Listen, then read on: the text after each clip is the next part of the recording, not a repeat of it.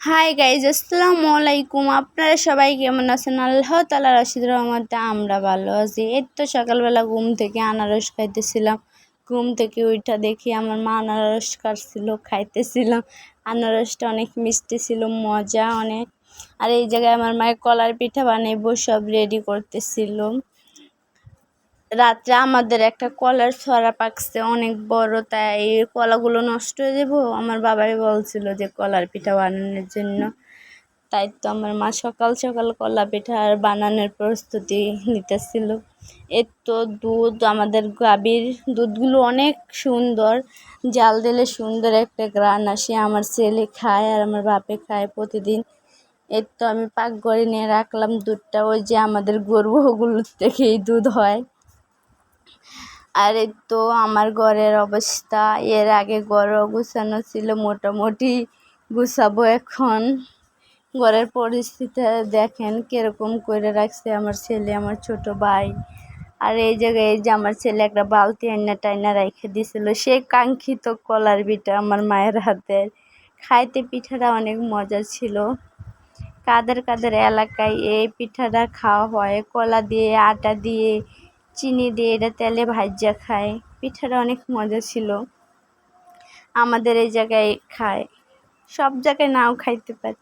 আমার বিছানা গুছানো, ঘর গুছানো গুনতি হয়ে গেছে গাই। এর আগে অবস্থাটা দেখছেন কি, এখন পরিপাটি করে গুছায় নিছি দুটা বিছানা। আর ওই যে টি টেবিল আমার মা উপরে আলমারির উপরে রাইখা দিছে, ওই জায়গায় রাখলে আমার ছেলে টি টেবিলের উপরে ওইটা মেশিনের উপর ওইটা বসে থাকে, রিক্সের ব্যাপার পড়লে। এই যে এই জায়গায় আমার ছেলে বসে বসে আমার মার মশলার ডিব্বা নিয়ে খেলা করতেছিল। আর আমার ছোট ভাই মাছ ভাজি দিয়ে ভাত খাইবে, তার জন্য আমার মা মাছ ভাজি করে দিয়েছিল। সে রান্না মাছ খাবে না, ভাজা মাছ খাবে। আর এই জায়গায় আমার মা মশলা বাটতেছিল, তরকারি রান্না করবে। যে ওই পাশে চিংড়ি মাছ, ওটা ভর্তা হবে। আর আমার ছেলে দুষ্টামি করতেছে।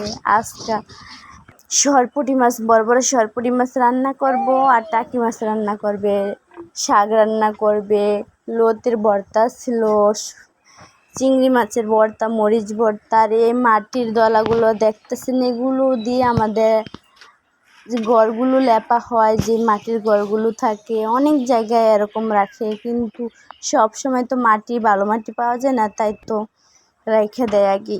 আর ওই তো আমাদের গাছে করলা আছে অনেক। ফুল গাছটা প্রতিদিন সকালে না দেখলে মনে হয় না আমার পরানটা জোড়ায়। এই তো জামা কাপড়গুলো রাত্রেবেলা ধুইছিলাম, সন্ধ্যার দিকে ধুইছি, সকালবেলা আবার আমার মা মেল্লা দিছে ঘর থেকে আইনা বাহিরে। আর আমাদের জামা কাপড়গুলো গুছিয়ে ওই জায়গায় রেখে দিচ্ছে। আমার ছেলের ডেলি পরার জামা কাপড় এই জায়গায় কিছু আছে।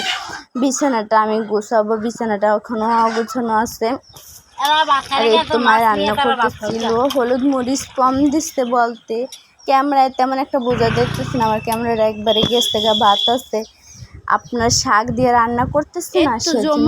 কলা, যে আমাদের কলার সরটা দেখছেন না আপনারা? কলাটাকে কার কার এলাকায় কি কলা বলে, আমাদের এই জায়গায় আমরা আগে ছোটবেলায় বলতাম জমজ কলা, বলতাম যে জমজ কলা খাইলে জমজ বাঁচতে হবে। এগুলারে বলি আমরা বান্ধবীকে বান্ধবীরা বলতাম এই কলা। কাদের এলাকায় এরকম হয়, কারা কারা কি কলা বলেন কমেন্ট করে অবশ্যই জানাবেন। আপনারা কমেন্ট করলে আমাদেরও ভালো লাগে। খাওয়া দাওয়া করবো সকালে।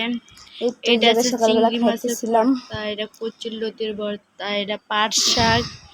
আর তো দেখাইলাম মাছ রান্না করছে, ওটা সরপুঁটি মাছ রান্না করছে। আর টাকি মাছ রান্না করছিল,